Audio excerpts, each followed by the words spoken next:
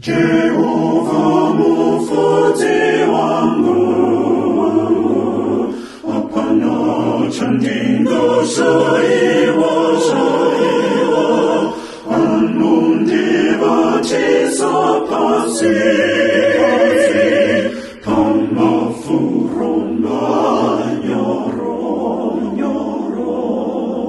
inni anundiseseza pamvura inno zoronzo, pamvura inno zoronzo, inni anundiseseza pamvura inno zoronzo, inni anundiseseza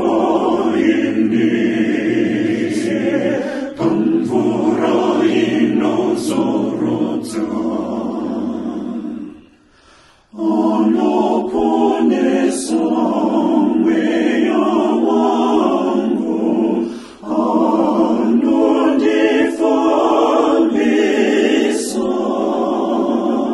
munzira idzo dzokururama,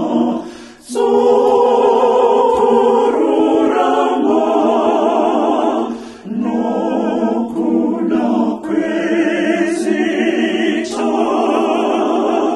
rake cheche,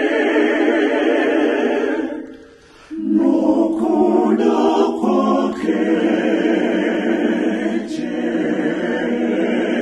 Jehova. Shirokaza nikafamba mumvuri werufu, ndinguchakaiba ndicheno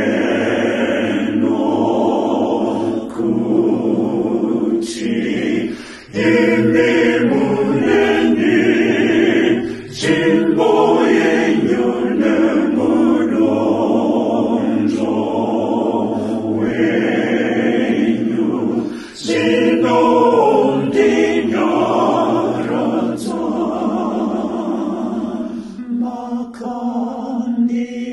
Makandigadzirira tafura pamberi pevavengi vangu, mukombe wangu unopfachuka, unopfachuka.